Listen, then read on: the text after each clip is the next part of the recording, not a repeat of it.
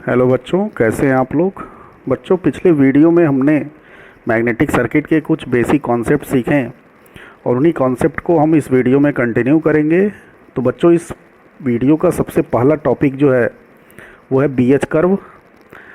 B H curve actually में होता क्या है कि ऑलरेडी मैंने आपको बता रखा है कि अगर किसी मैग्नेटिक मटेरियल में मैग्नेटिक फील्ड की इंटेंसिटी आप बढ़ाओगे तो उसके करेस्पॉन्डिंग उसमें जो फ्लक्स डेंसिटी है वो भी क्या करेगा, इंक्रीज करेगा, और वो फ्लक्स डेंसिटी उस इंटेंसिटी के डायरेक्टली प्रोपोर्शनल होगा।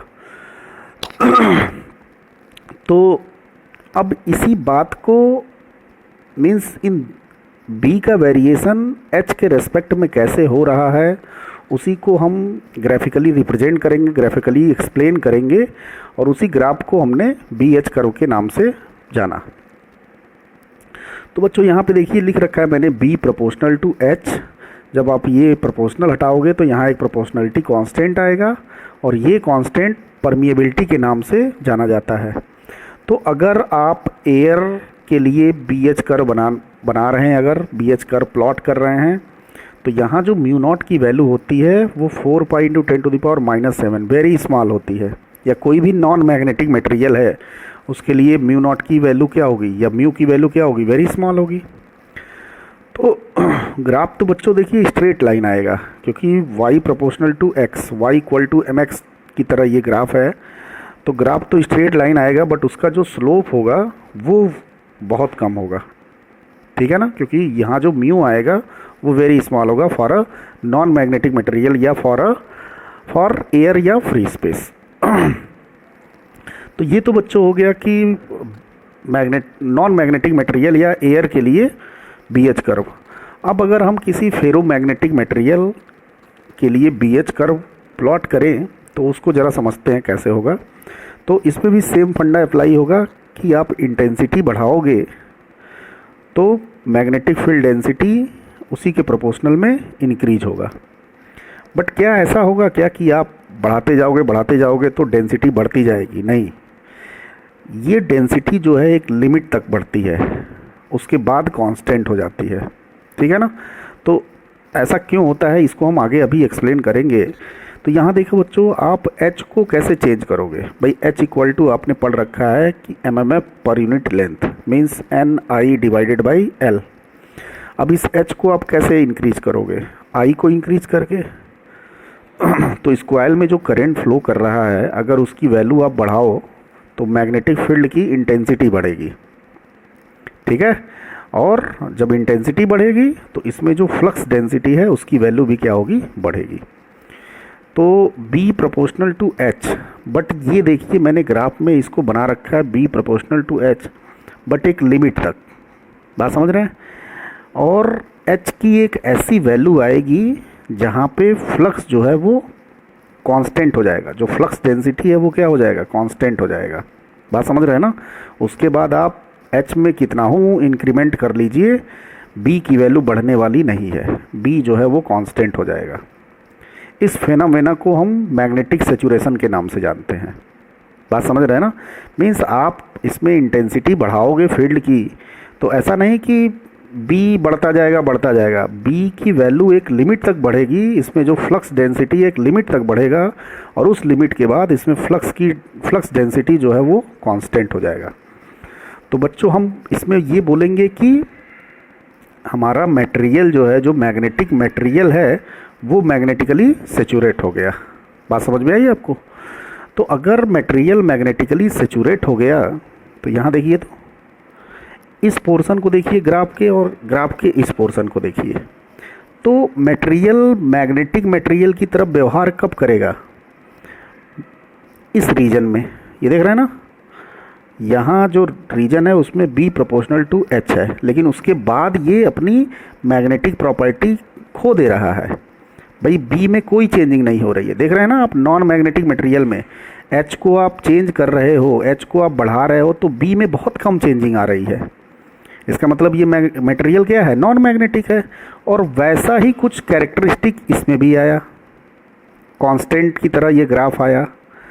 तो इसका आपको ध्यान रखना पड़ेगा कि अगर किसी भी इलेक्ट्रिकल मशीन में आप मैग्नेटिक सर्किट इस्तेमाल करते हो तो वो मैग्नेटिक सर्किट में जो मटेरियल इस्तेमाल हो रहा है, मैग्नेटिक मटेरियल, वो सेचुरेशन में नहीं जाना चाहिए, वरना वो अपनी मैग्नेटिक प्रॉपर्टी खो देगा, अपनी मैग्नेटिक प्रॉपर्टी लूज कर देगा और पूरे मशीन का जो वर्किंग है वो फिर गड़बड़ हो जाएगा। तो बच्चों ये ध्यान देना पड़ेगा कि हमें सेचुरेशन के पहले ही इंटेंसिटी को अप्लाई करना है, उससे ज़्यादा हमें नहीं करना है, ठीक है ना। तो ये देखिए इस पोर्शन में B प्रोपोर्शनल टू H, उसके बाद मैग्नेटिक सेचुरेशन हो गया है। तो अब इसको ज़रा और अच्छे से एक्सप्लेन करते हैं कि एक्चुअली में ये होता कैसे है। हालांकि देखिए ये पूरा प्रैक्टिकल ऑब्जर्वेशन है, बट ठीक है, बाद में उसको लोगों ने कॉन्सेप्ट के तौर पे बना दिया, थ्योरी के तौर पे बना दिया, तो इसको बच्चों समझते हैं। तो मुझे पहले ये बताइए कि अगर कोई मैग्नेटिक मटेरियल है तो वो किसी फील्ड में जाता है तो वो मैग्नेट की तरह बिहेव करने लगता है। जैसे इसमें क्या हुआ कि जब इसमें करंट नहीं फ्लो कर रहा था, जब हमने इंटेंसिटी नहीं दी थी इसको, तब तो ये न्यूट्रल था, लेकिन जैसे ही हमने इंटेंसिटी दी ये भी मैग्नेट की तरह व्यवहार करने लगा, क्योंकि इसमें फ्लक्स आ गया ना। तो अगर इसके पास फ्लक्स है, इसका मतलब ये मैग्नेट की तरह बिहेव करने लगा। तो एक्चुअली में ऐसा होता क्यों है बच्चों, इधर ध्यान दो। जैसे मान लो कोई भी मैग्नेटिक मटेरियल है, तो वो मटेरियल बहुत सारे एटम्स से मिलके बना हुआ है, और एटम का जो स्ट्रक्चर होता है वो देखिए वो ऐसे होता है, बीच में न्यूक्लियस और उसके चारों तरफ इलेक्ट्रॉन रिवोल्यूशन करते हैं। अब बच्चों अगर इलेक्ट्रॉन रिवोल्यूशन कर रहा है और उसके रिवोल्यूशन की वजह से एक हमें लूप करंट मिल रहा है, नेट करंट मिल रहा है, बात समझिएगा यहाँ पे। अब नेट करंट क्यों मिलेगा, देखिए ना, अगर इलेक्ट्रॉन ऐसे मोशन कर रहा है तो इस डायरेक्शन में करंट फ्लो करेगा, एक लूप करंट मिलेगा। ये भी इलेक्ट्रॉन इस डायरेक्शन में करंट फ्लो कर रहा है तो हमें एक लूप करंट इस डायरेक्शन में मिलेगा। तो इस एटम की वजह से हमें क्या मिला, एक लूप करंट मिला। और इस तरह के बहुत सारे एटम्स मटेरियल में है ना, तो हमें हर एटम के कारण एक लूप करंट मिल रहा है, ठीक। और वो loop current magnetic field create करेगा, बात समझ रहे हैं ना। हर एक इंडिविजुअल एटम अपना मैग्नेटिक फील्ड रखेगा due to revolution of electron. और इलेक्ट्रॉन ऐसे रिवोल्यूशन कर रहे हैं कि उस एटम में एक नेट लूप करंट मिल रहा है। तो आप इसको डाइपोल बोल सकते हो कि भाई अगर एक एटम मैग्नेट की तरह बिहेव कर रहा है, इसका मतलब उसमें नॉर्थ पोल और साउथ पोल है, तो इसको हम क्या बोल सकते हैं, डाइपोल बोल सकते हैं। बात समझ में आई। तो अब हर एटम का इलेक्ट्रॉन का रिवोल्यूशन का डायरेक्शन तो ऐसा होगा नहीं, किसी में ऐसे मोशन करेगा, किसी में किसी और डायरेक्शन में इलेक्ट्रॉन रिवॉल्व करेगा। तो हर डाइपोल का जो नॉर्थ साउथ पोल है बच्चों, वो डिफरेंट मैनर में होगा। तो यहाँ देखिए मैंने ये जो डाइपोल है उसको मैंने इससे शो किया हुआ है, हेड की तरफ नॉर्थ और टेल की तरफ साउथ, ठीक है। तो अब देखिए मैंने ये सारे डाइपोल्स मटेरियल के अंदर बना रखे हैं। ये देखिए सिर्फ एक एजम्पशन है, हाइपोथेटिकल चीज़ें हैं, ऐसा होता नहीं है, लेकिन ठीक है, मटेरियल को, मैग्नेट को समझने के लिए हम ऐसी कहानी बनाते हैं। तो बच्चों इसका मतलब ये हुआ कि हमारे मैग्नेटिक मटेरियल्स में बहुत सारे डाइपोल होते हैं। बहुत सारे डाइपोल का मतलब बहुत सारे छोटे मैग्नेट होते हैं जिनके पास नॉर्थ साउथ पोल होता है, इसी वजह से उनको डाइपोल बोलते हैं। और ये नॉर्थ साउथ पोल क्यों होता है वो मैंने आपको यहाँ एक्सप्लेन कर दिया। अब होता क्या है कि ये जो डाइपोल्स होते हैं वो इनिशियली जो है, वो इनिशियली का मतलब जब आप इसको किसी मैग्नेटिक फील्ड में नहीं रखे हैं, तब इसके सारे डाइपोल्स जो है वो रैंडम डायरेक्शन में ओरिएंट होते हैं, कोई इस डायरेक्शन में, कोई इस डायरेक्शन में, कोई इस डायरेक्शन में, कोई ऐसे, बात समझ रहे हैं ना। तो इनकी रैंडमनेस की वजह से जो नेट मैग्नेटिक फील्ड बनता है इस मैग्नेटिक मटेरियल के अंदर, वो क्या हो जाता है, जीरो। नेट मैग्नेटिक फील्ड क्या हो जाता है, जीरो हो जाता है, बात समझ रहे हैं ना। तो ये तो इनिशियल स्टेज हो गया। अब हम इसको क्या करते हैं, किसी मैग्नेटिक फील्ड में इसको प्लेस्ड करते हैं या हम यहाँ पे कोई मैग्नेटिक फील्ड अप्लाई करते हैं। तो यहाँ देखिए मैंने मैग्नेटिक फील्ड अप्लाई किया है, उसकी इंटेंसिटी H है। तो आप सोचिए ज़रा, H की वैल्यू जितनी ज़्यादा होगी, पहले तो जब आप मैग्नेटिक फील्ड अप्लाई करोगे तो ये सारे डाइपोल क्या होंगे, मैग्नेटिक फील्ड के डायरेक्शन में ओरिएंट होंगे धीरे धीरे। अब फील्ड की इंटेंसिटी जितनी ज़्यादा होगी उतने ही नंबर ऑफ डाइपोल्स फील्ड के डायरेक्शन में अलाइंड होते जाएंगे। बात समझ रहे हैं ना, जितना ज़्यादा H उतना ज़्यादा डाइपोल H के डायरेक्शन में अलाइंड होते जाएंगे, और जितने ज़्यादा डाइपोल H के डायरेक्शन में अलाइंड होंगे उन अलाइनमेंट की वजह से, उनके अलाइनमेंट की वजह से एक हमें नेट मैग्नेटिक फील्ड मिलता जाएगा। बात समझ रहे हैं ना। तो देखिए यहाँ पे इस चीज़ को मैंने ग्राफ से शो किया हुआ है कि जैसे जैसे मैं H की वैल्यू बढ़ा रहा हूँ मैग्नेटिक फील्ड्स उसी रेशियो में बढ़ता जा रहा है। क्यों? क्योंकि जितना ज़्यादा H की वैल्यू होगी उतना ज़्यादा नंबर ऑफ डाइपोल्स अलाइंड होंगे H के डायरेक्शन में, और उतना ही ज़्यादा हमें नेट मैग्नेटिक फ्लक्स मिलेगा। समझ रहे हैं ना। तो ये देखिए प्रोपोर्शनल में अब होगा क्या, H को आप बढ़ाते जाइए बढ़ाते जाइए बढ़ाते जाइए तो नंबर ऑफ डाइपोल्स का अलाइनमेंट है वो भी बढ़ता जाएगा। लेकिन एक H की ऐसी वैल्यू आएगी जहाँ पे सारे के सारे डाइपोल, मतलब इस मटेरियल के अंदर जितने भी डाइपोल्स हैं वो सब अलाइंड हो जाएंगे। ये देखिए H मैक्स पे सारे डाइपोल्स अलाइंड हो गए। अब यहाँ जो मैग्नेटिक फ्लक्स डेंसिटी मिलेगी, नेट मैग्नेटिक फ्लक्स डेंसिटी मिलेगी, वो मैक्सिमम मिलेगी क्योंकि सारे के सारे हो गए। अब उसके बाद आप H की वैल्यू बढ़ाओगे तो क्या होगा, अब इसके अंदर कोई डाइपोल बच गया क्या अलाइंड होने के लिए? नहीं। तो इसका मतलब आप उसके बाद जब H की वैल्यू बढ़ाओगे तो कोई भी फ्लक्स डेंसिटी में इंक्रीमेंट नहीं होगा, क्योंकि फ्लक्स डेंसिटी किसकी वजह से आ रहा था, कौन कंट्रीब्यूट कर रहा था फ्लक्स डेंसिटी को बढ़ाने में? डाइपोल्स। अब डाइपोल्स ही नहीं बचे हैं अलाइंड होने के लिए तो कंट्रीब्यूट कौन करेगा भाई फ्लक्स डेंसिटी को बढ़ाने के लिए?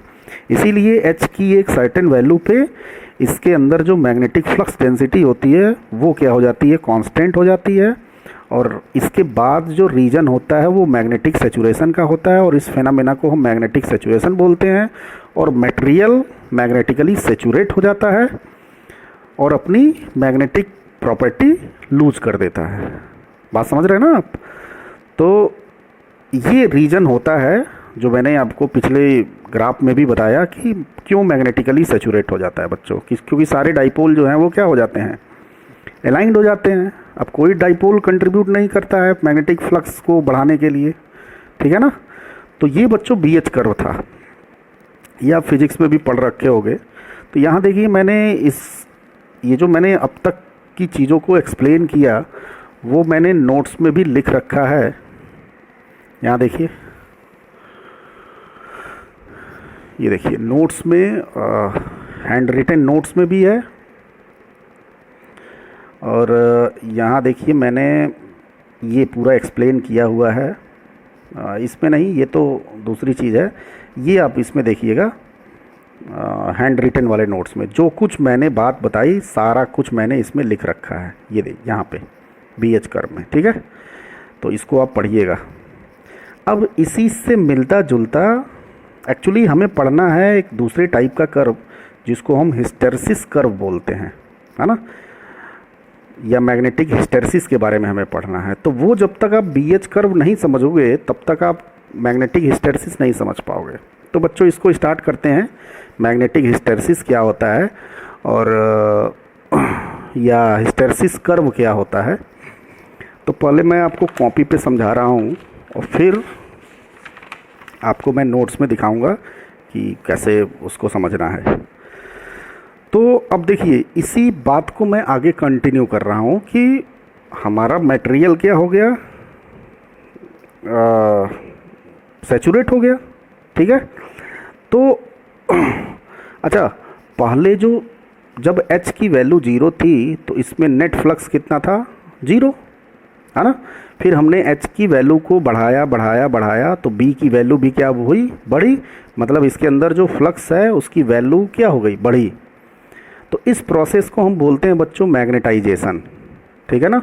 आप क्या कर रहे हो, फ्लक्स डेंसिटी को आप बढ़ा रहे हो, या इसके अंदर जो मैग्नेट बन रहा है उसको आप क्या कर रहे हो, स्ट्रॉन्ग करते जा रहे हो, ठीक है। तो इस प्रोसेस को आप क्या बोलोगे, मैग्नेटाइजेशन। और इसी का जब उल्टा प्रोसेस करोगे, मीन्स जब ये डाइपोल्स हैं इनको फिर से आप दोबारा रैंडम करोगे, तो उस प्रोसेस को आप क्या बोलोगे, डीमैग्नेटाइजेशन। तो एक्चुअली में ये जो मैग्नेटिक हिस्टैरिसीस है, जो मैग्नेटाइजेशन सॉरी हिस्टैरिसीस कर्व है, वो मैग्नेटाइजेशन और डीमैग्नेटाइजेशन का एक्सप्लेनेशन है, ठीक है ना। तो उसको आगे पढ़ते हैं हम लोग। तो यहाँ देखिए मैंने ये ग्राफ बनाया है कि जब H की वैल्यू 0 थी, यहाँ पे आप ध्यान से समझिएगा इसको, जब H की वैल्यू 0 थी तो B की वैल्यू भी 0, और फिर हमने H को बढ़ाया तो B भी बढ़ता गया, और एक ऐसा पॉइंट आया, एक ऐसे ही सर्टेन वैल्यू आई H की, जिसको हमने H मैक्स के नाम से पुकारा। वहाँ पे मैग्नेटिक फ्लक्स डेंसिटी जो है वो क्या हो गया, कांस्टेंट हो गया, उसके बाद कांस्टेंट हो गया, और उस पॉइंट पे फ्लक्स डेंसिटी जो है वो क्या हो गई, मैक्सिमम हो गई, या B सेट के इक्वल हो गई।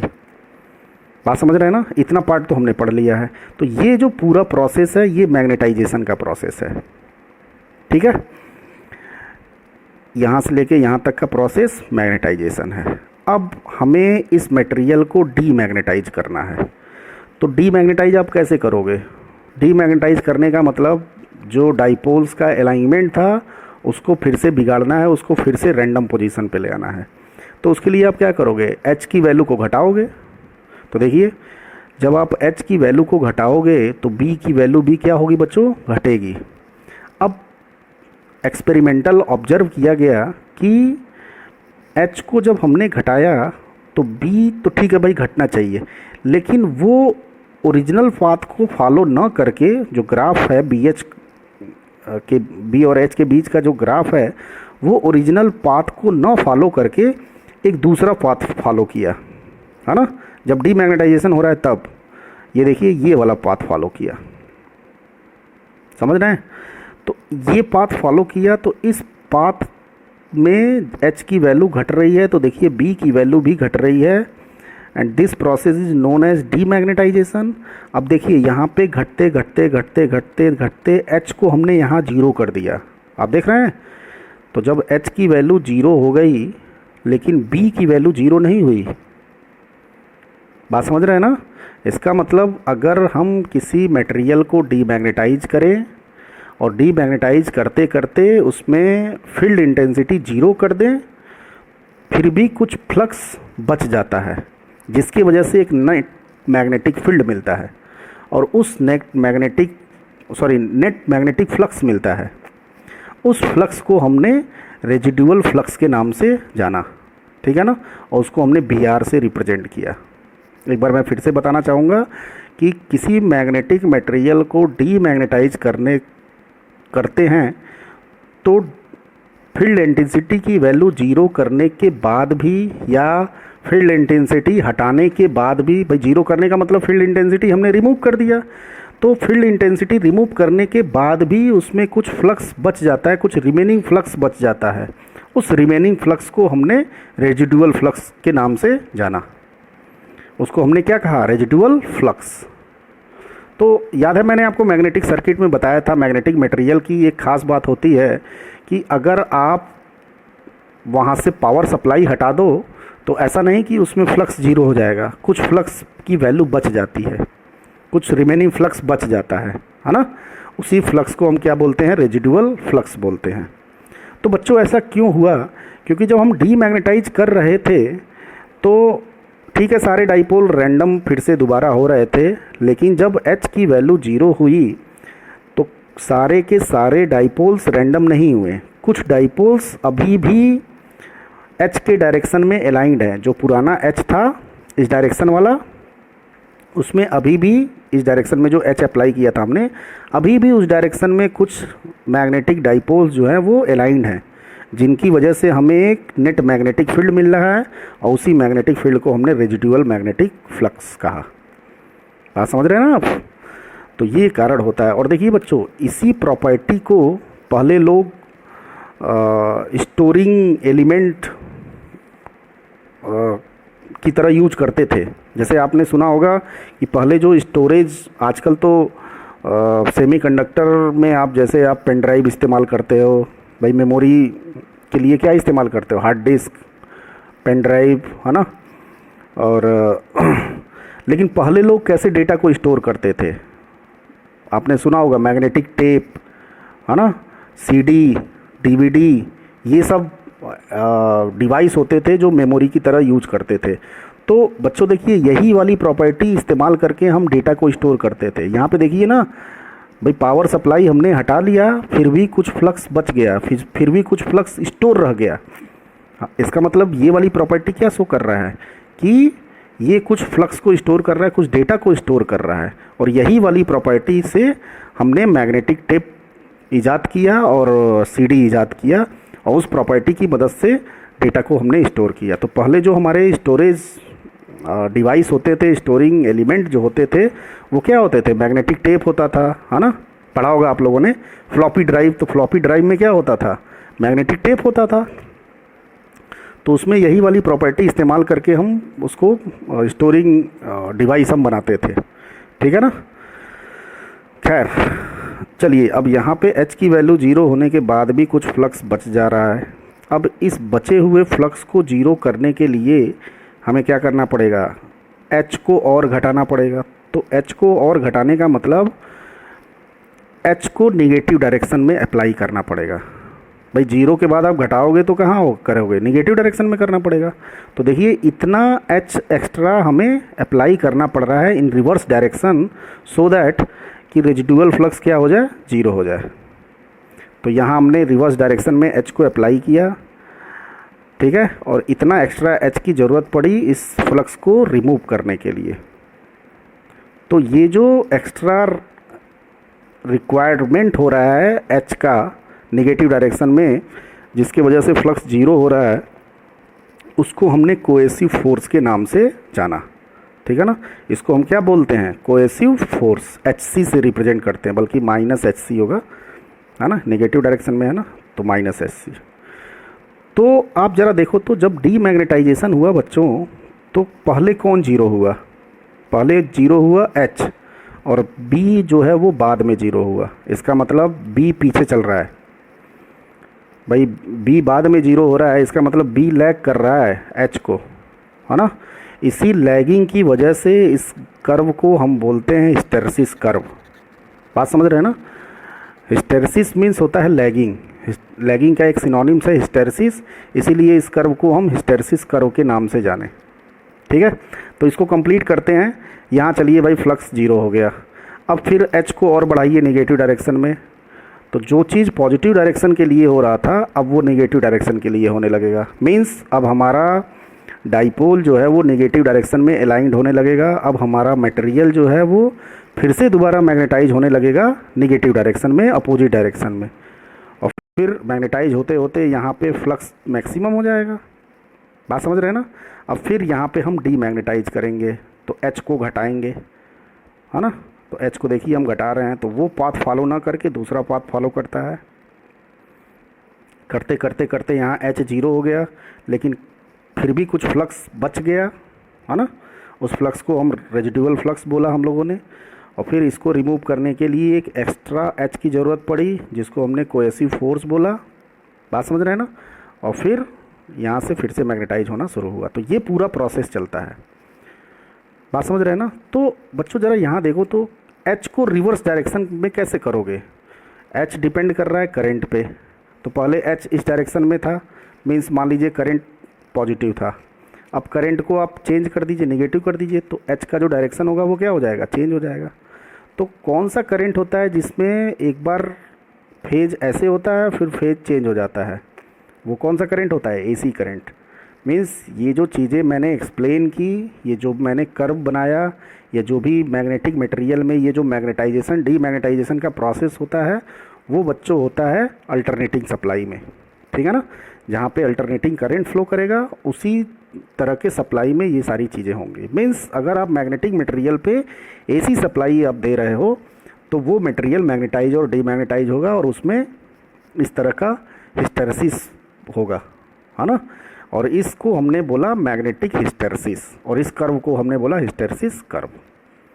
तो आई होप दैट बच्चों आपको हिस्टैरिसीस कर्व समझ में आ गया होगा। तो ये कर्व हमारे लिए इम्पॉर्टेंट क्यों है भाई, क्यों ये पढ़ते हैं हम? एक्चुअली बच्चों यहाँ पे हो क्या रहा है कि जब फील्ड का डायरेक्शन बदल रहा है, एक बार पॉजिटिव और एक बार नेगेटिव, या आप यूँ कह लीजिए एक बार फॉरवर्ड डायरेक्शन और एक बार रिवर्स डायरेक्शन, तो ये जो डाइपोल्स हैं ये भी अपना डायरेक्शन चेंज कर रहे हैं, एक बार फॉरवर्ड डायरेक्शन में और एक बार रिवर्स डायरेक्शन में। बात समझ रहे हैं ना? इनका ओरिएंटेशन क्या हो रहा है, चेंज हो रहा है। तो जब ये अपना ओरिएंटेशन चेंज करेंगे भी, एक बार फॉरवर्ड डायरेक्शन में, एक बार रिवर्स डायरेक्शन में, एक बार फॉरवर्ड में होंगे, एक बार रिवर्स में होंगे, तो ये क्या करेंगे, एनर्जी कंज्यूम करेंगे। मतलब इनकी एनर्जी क्या होगी, खर्च होगी, है ना? और वो जो एनर्जी कंज्यूम होती है वो हीट के फॉर्म में डिसिपेट होती है, और उस एनर्जी कंजम्पशन को हमने बोला हिस्टैरिसीस लॉस। क्या हमने बोला? Hysteresis loss. नाम सुना होगा आप लोगों ने, बात समझ रहे हैं ना? तो उसको हमने किस नाम से जाना? हिस्टैरिसीस लॉस के नाम से। अब ठीक है भाई, हिस्टैरिसीस लॉस हो गया। तो ये जो हिस्टैरिसीस लॉस बच्चों हुआ है वो क्यों हुआ है? सबसे पहले तो भाई ये लॉस क्यों हुआ है? क्योंकि मटेरियल हमारा क्या है, मैग्नेटिक है। बात समझ रहे हैं ना? आप सोचिए अगर मैग्नेटिक मटेरियल की जगह कोई और मटेरियल अगर होता तो क्या उसमें डाइपोल्स होते हैं? नहीं होते। और जब डाइपोल्स नहीं होते हैं फिर हम हिस्टैरिसीस लॉस की बात ही नहीं करते हम। तो मटेरियल के मैग्नेटिक प्रॉपर्टी की वजह से ये लॉस होता है, हिस्टैरिसीस लॉस। और ये लॉस तभी होगा बच्चों जब मैग्नेटाइजेशन और डीमैग्नेटाइजेशन प्रोसेस होगा।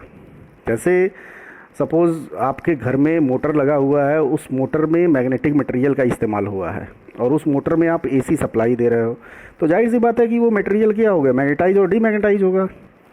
तो जब ये प्रोसेस होगा, जब ये मैग्नेटिक हिस्टैरिसीस होगा, तो उसमें क्या होगा भाई, लॉस होगा एनर्जी का। और वो लॉस जो है वो आपको हीट के फॉर्म में दिखाई देगा आपको। बात समझ रहे हैं ना? यानी कि ये जो लॉस है ये मटेरियल के मैग्नेटिक प्रॉपर्टी की वजह से आ रहा है।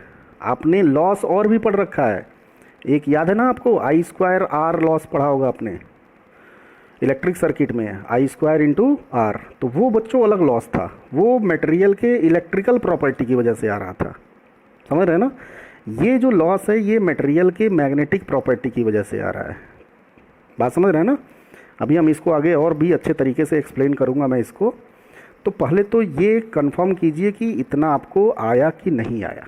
ये आपका इतना अच्छे से आना चाहिए। और ये ग्राफ कैसे बन रहा है इसका पूरा एक्सप्लेनेशन आपको आना चाहिए।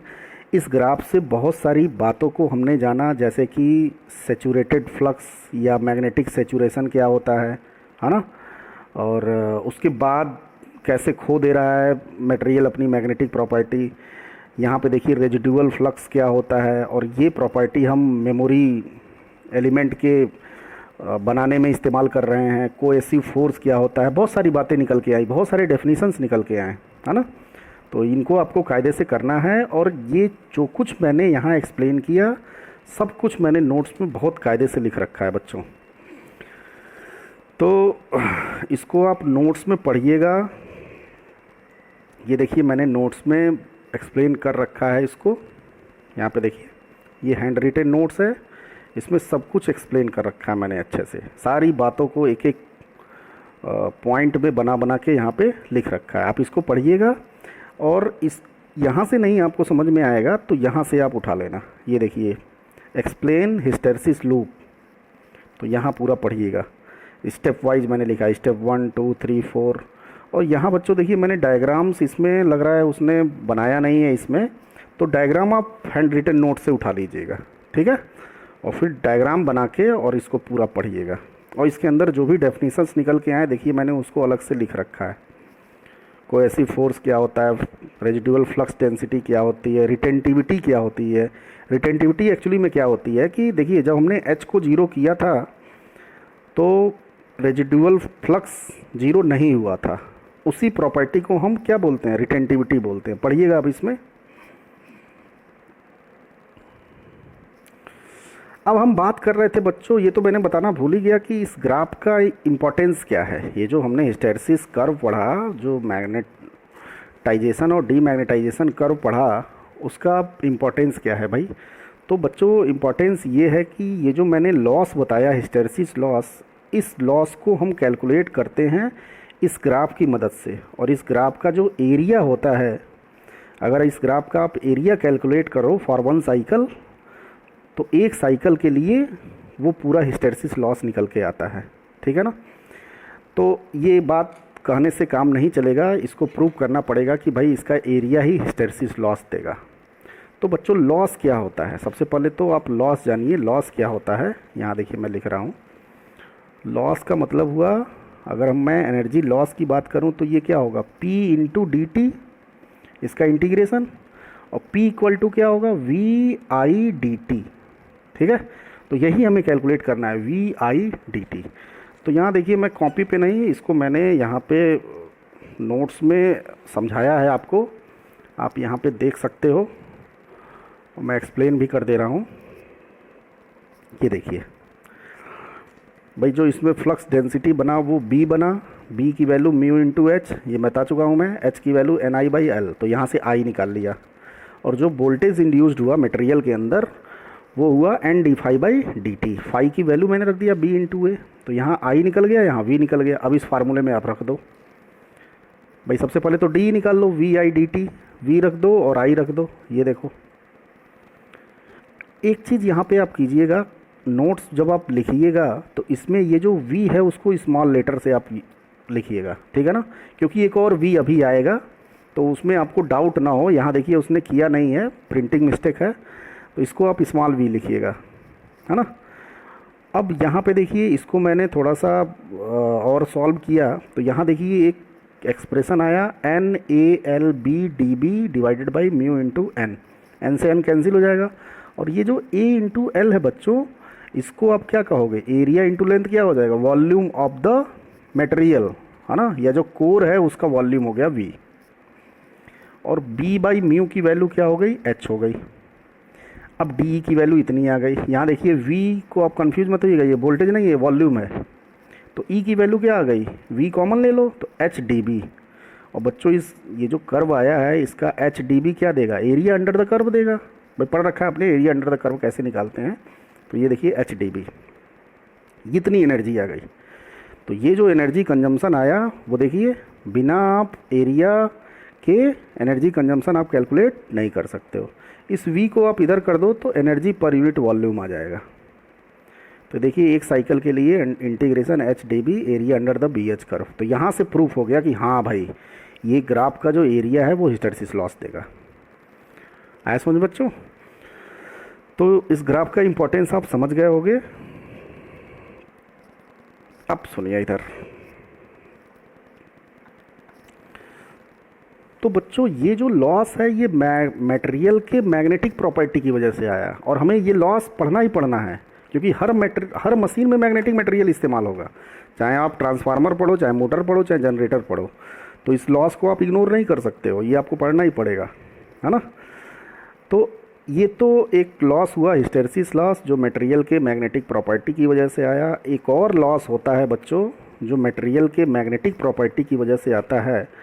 This loss is known as hysteresis loss. Sorry, hysteresis loss तो पढ़ लिया आपने। एडी करंट लॉस, इसको हम क्या बोलते हैं बच्चों, एडी करंट लॉस। नाम सुना होगा आपने, एडी करंट लॉस। ठीक है, तो पहले मैं कॉपी पे समझा दे रहा हूँ, फिर नोट्स में आपको समझा दूंगा। एडी करंट लॉस, जो हिंदी मीडियम के बच्चे हैं वो इसको भंवर धारा के नाम से जानते हैं। एडी करंट को भंवर धारा बोलते हैं। ठीक है ना। और भंवर कैसा होता है भाई, कुछ इस टाइप का होता है। भाई भंवर देखा होगा ना आपने, इस तरीके का भंवर होता है, पानी में बनता है भंवर, है ना। तो ये करंट इसी तरीके का होता है। भाई देखा नहीं है किसी ने, लेकिन थ्योरेटिकली बताया गया कि हाँ इस तरह का करंट बनता है इसमें, इसलिए इसको हम भंवर धारा या एडी करंट बोलते हैं। तो सीखते हैं बच्चों कि कैसे ये करंट का फॉर्मेशन होता है हमारे मटेरियल के अंदर। तो देखिए हमने यहाँ जो मैग्नेटिक कोर इस्तेमाल किया है वो आयरन का है, और उस कोर का एरिया ऑफ क्रॉस सेक्शन यहाँ बना रखा है। ठीक है।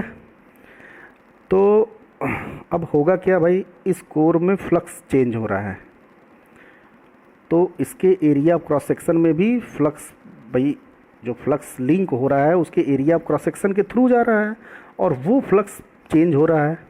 और आपको मालूम है कि जब फ्लक्स चेंज होता है तो वो ईएमएफ इंड्यूस्ड करता है। इसका मतलब इसके एरिया ऑफ क्रॉस सेक्शन में ऐसे छोटे छोटे ईएमएफ बन जाएंगे, बैटरी बन जाएंगे ऐसे। ये देख रहे हैं, मैंने छोटे छोटे बैटरी बनाए हैं, बहुत सारे। यहाँ तो मैंने 3 ही बनाया है, लेकिन बहुत सारे बनेंगे। अब इस बैटरी को जब क्लोज पाथ मिलेगा तो जाहिर सी बात है कि बैटरी में करंट फ्लो कर जाएगा।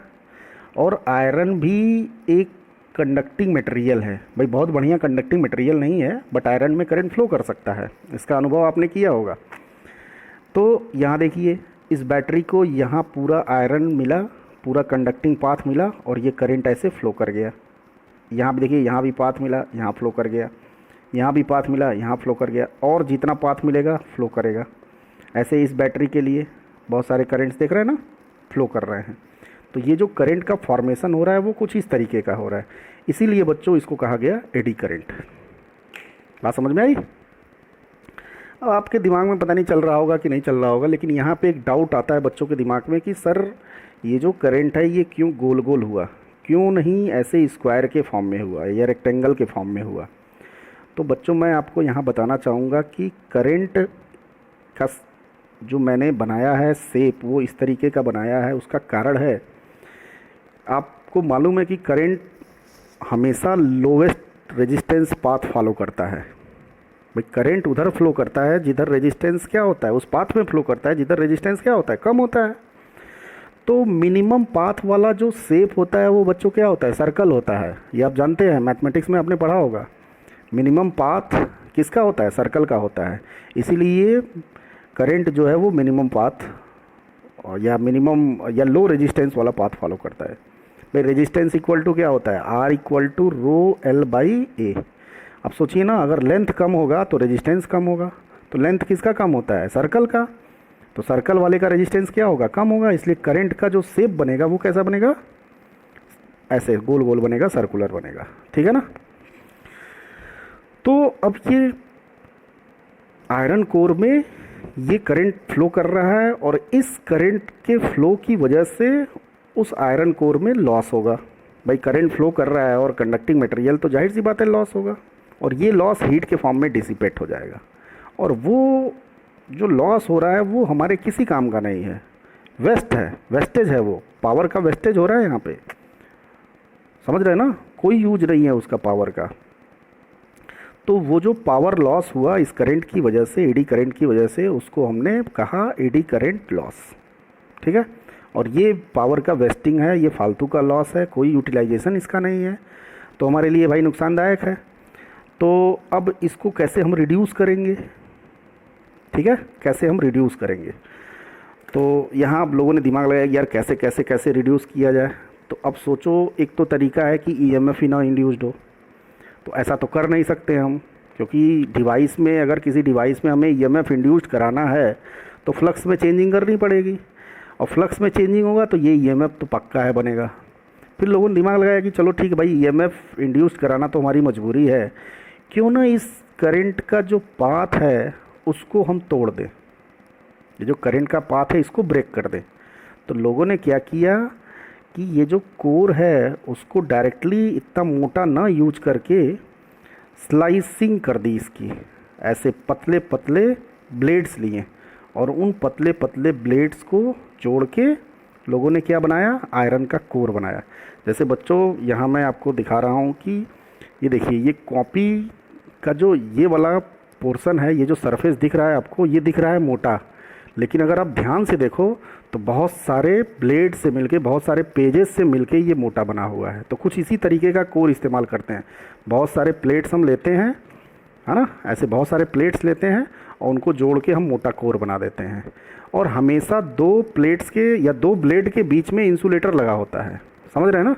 जैसे हमने एक ब्लेड ये लिया और दूसरा ब्लेड ये लिया, ये देखिए, एक स्लाइस ये लिया हमने और दूसरी स्लाइस ये ली। ठीक है। थोड़ा सा मैं यहाँ पे नहीं उतना अच्छे से समझा पा रहा हूँ, क्लासरूम रहता तो ज़्यादा अच्छे से क्लियर होता, बट चलिए ठीक है, जो है व्यवस्था उसी में हम संतोष करते हैं। तो अब इनके बीच क्या लगा दिया लोगों ने, इंसुलेटर लगा दिया, ठीक है ना। और ऐसे बहुत सारे स्लाइस इसमें जोड़ दिए तो ये कोर पूरा मोटा हो गया।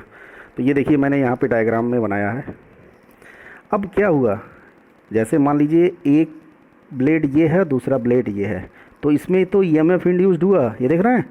बट इंसुलेटर की वजह से करंट का पाथ ब्रेक हो गया, तो करंट बहुत स्मॉल फ्लो करेगा भाई, पहले की तरह अब नहीं फ्लो करेगा, बहुत स्मॉल करंट फ्लो करेगा। तो इस तरीके से हमने क्या किया, एडी करंट को रिड्यूस कर दिया। और जब एडी करंट रिड्यूस हुआ तो एडी करंट की वजह से जो लॉस हो रहा है वो भी रिड्यूस हो गया। बात समझ में आया। तो ये तरीका होता है एडी करंट लॉस को रिड्यूस करने का। और आपने देखा भी होगा कि कोई भी मशीन में अगर आयरन कोर इस्तेमाल हो रहा है तो वो बहुत मोटा कोर नहीं होता है, उसमें पतले पतले ब्लेड्स होते हैं और उनको जोड़ जोड़ के हम आयरन कोर डिज़ाइन करते हैं। वो इसीलिए करते हैं कि एडी करंट को रिमूव तो नहीं कर सकते हैं बट मिनिमम कर सकते हैं, है ना। इस लॉस को आप मिनिमम कर सकते हैं, ठीक है। तो ये बच्चों ये तो दोनों लॉस हमने पढ़ा, ये लॉस मटेरियल के किस प्रॉपर्टी की वजह से आया। देखिए मैं बार बार आयरन आयरन नाम लिया हूँ, और iron is a good magnetic material. तो ये जो दोनों लॉस होते हैं ये लॉस मटेरियल के मैग्नेटिक प्रॉपर्टी की वजह से आते हैं। बात समझ रहे हैं ना। या अगर कहीं मैग्नेटिक सर्किट है तो उसमें जो लॉस होगा वो कौन सा लॉस होगा, एक तो हिस्टैरिसीस लॉस और दूसरा एडी करंट लॉस होगा। बात समझ रहे हैं ना। और इन दोनों लॉस को आप जोड़ दीजिए तो ये जो टोटल लॉस आएगा इसको आप बोलोगे टोटल मैग्नेटिक लॉस। क्या आप कहोगे, टोटल मैग्नेटिक लॉस। अब ये जो दोनों लॉस है वो ये कोर में हो रहा है, इसीलिए बच्चों इन दोनों के टोटल को हम कोर लॉस के नाम से भी जानते हैं, है ना, कोर लॉस के भी नाम से, ठीक। और ये मटेरियल किसका है, जो कोर बन रहा है वो किसका बना रहे हो, आप आयरन का बना रहे हो, इसलिए इसको आयरन लॉस के भी नाम से जानते हैं। बात समझ में आई आपको। तो ये जो लॉस है वो किसकी वजह से हो रहा है, वोल्टेज की वजह से, करंट की वजह से हो रहा है, नहीं, ये मटेरियल के मैग्नेटिक प्रॉपर्टी की वजह से हो रहा है बच्चों। बात समझ रहे हैं ना भाई। आपने अब तक एक लॉस पढ़ा है I²R, ठीक। तो ये जो लॉस था ये मटेरियल के कंडक्टिंग प्रॉपर्टी की वजह से, मींस उसके इलेक्ट्रिकल प्रॉपर्टी की वजह से ये लॉस हो रहा था जो अब तक आपने पढ़ा है। बट यहाँ आप मैग्नेटिक सर्किट पढ़ रहे हो और उसमें दो तरह का लॉस होगा, हिस्टैरिसीस और एडी करंट लॉस, ठीक है ना। बात समझ रहे हैं ना आप। तो ये वाला लॉस करंट पे डिपेंड करेगा, ये दोनों लॉस करंट पे डिपेंड नहीं करेंगे, है ना। ये तो करंट और वोल्टेज से बिल्कुल फ्री हैं। बात समझ रहे हैं ना। वो आगे मैं ट्रांसफार्मर में भी एक्सप्लेन करूँगा आपको। बट अगर किसी डिवाइस के अंदर इलेक्ट्रिक सर्किट और मैग्नेटिक सर्किट दोनों अगर लगा है तो उसमें तो ये वाला लॉस तो होगा ही होगा, लेकिन साथ ही साथ ये दोनों लॉस भी ऐड हो जाएंगे उसमें, जिसको हम कोर लॉस के नाम से जानेंगे, ठीक है बच्चों। तो ये तो था BH curve, hysteresis loop, hysteresis loss, eddy current loss. अब इतना आप करिए, इतना आप सीख लीजिए। अब मुझे एक ट्रांसफार्मर को एक्सप्लेन करने में दिक्कत नहीं होगी और आपको समझने में भी दिक्कत नहीं होगी, ठीक है। तो आप नोट्स से पढ़ लीजिएगा, बाकी वीडियो में मैंने सारी बातें एक्सप्लेन कर दी है। अब नेक्स्ट वीडियो में बच्चों मैं आपको ट्रांसफार्मर पढ़ाऊँगा। और यहाँ देखिए मैंने इस नोट्स में कुछ देख रहे हैं, ये सब मैग्नेटिक सर्किट बना रखे हैं। तो ये बस आप देखिए, इसको पढ़ना नहीं है आपको, क्योंकि पहले सिलेबस में मैग्नेटिक सर्किट से रिलेटेड न्यूमेरिकल्स भी आते थे, है ना। लेकिन अब वो हट गया है आपके सिलेबस से, तो आपको ये न्यूमेरिकल्स जो मैंने इसमें लगा रखा है वो नहीं देखना है आपको, ठीक है। और तो इसको आप पढ़िएगा, बाकी न्यूमेरिकल्स आपको नहीं देखने हैं। और ये हैंड रिटन नोट्स भी है इसमें, ये भी आप देख लेना, मैं सारा सेंड कर दूंगा आपके व्हाट्सएप ग्रुप पे। तो इतना आप समझिए। और ख़ासकर जो ये वाला वीडियो है जहाँ से मैंने BH कर्व स्टार्ट किया है, ये आपको समझना बहुत ज़रूरी है, ठीक है। तो आई होप दैट बच्चों आप इसको अच्छे से करोगे। थैंक यू वेरी मच, बहुत बहुत धन्यवाद आपका।